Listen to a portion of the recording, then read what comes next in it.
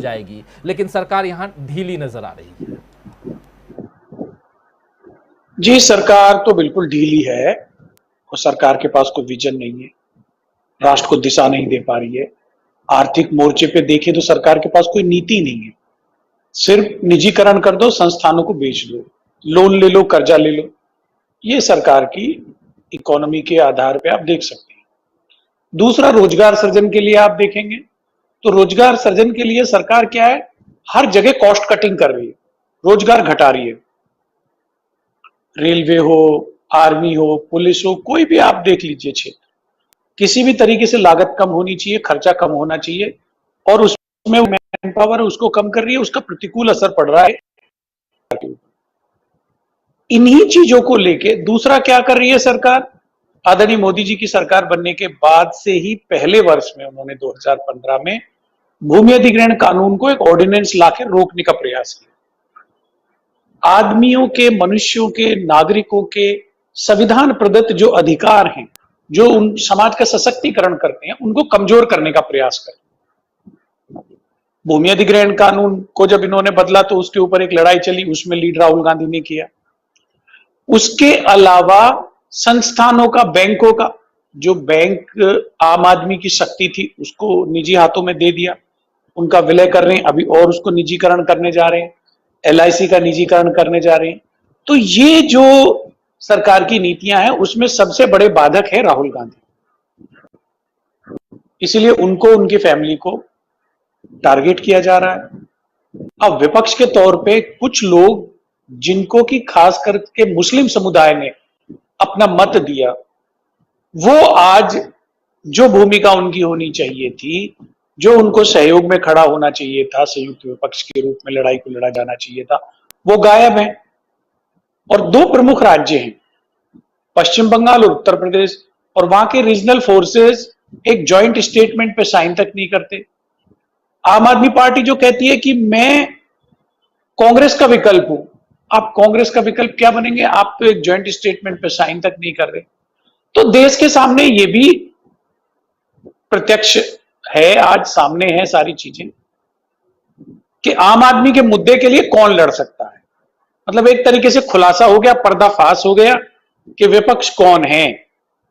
आप देखिए यूपी की एक रीजनल पार्टी, उसके प्रवक्ता तो आज की कल में एक डिबेट में था, भाजपा के प्रवक्ता कब कर रहे थे, ऑपोजिशन को और खासकर कांग्रेस को वो ज्यादा कर रहे थे। तो जो एक संयुक्त विपक्ष की बात थी, जो एक थर्ड फ्रंट की कहीं ना कहीं बात चलती थी, वो लोगों ने देखा है वो हवा हवाई हो गई, इनका कोई वजूद नहीं है।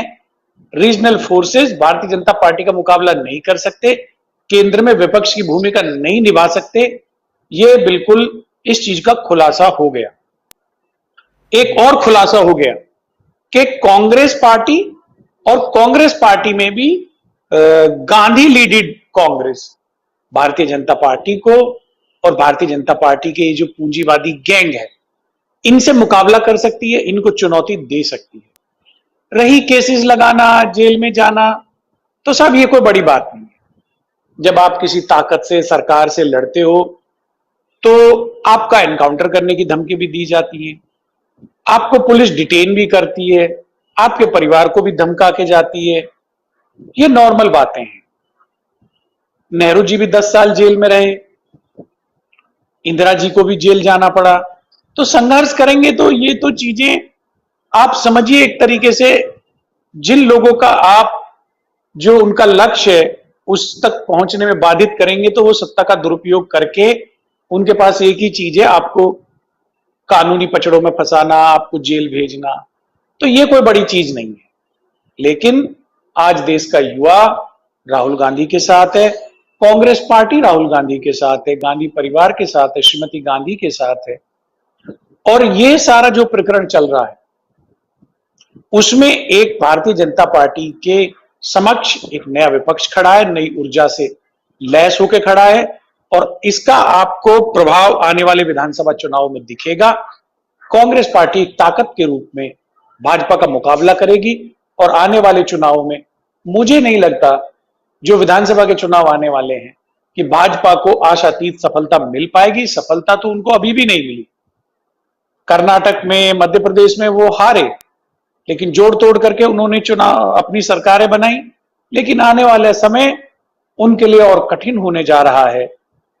लेकिन एक गलत परंपरा शुरू हो गई है देश में कि भाई ईडी का या संस्थानों का जो अपनी राजनीतिक लक्ष्यों की पूर्ति करने के लिए जो इस्तेमाल आज हो रहा है, अब इस बात की कोई गारंटी नहीं है कि कल को कोई दूसरी सरकार बनेगी तो वो भी नहीं करेगी। अब ये एक तरीके से प्रचलन हो गया, इससे हम चिंतित हैं, इसको हम गलत मानते हैं। जी, आप बस सही कह मेरा रहे हैं, जो बातें यही यहाँ कहना रख रहे हैं। एक महत्वपूर्ण बात यहाँ और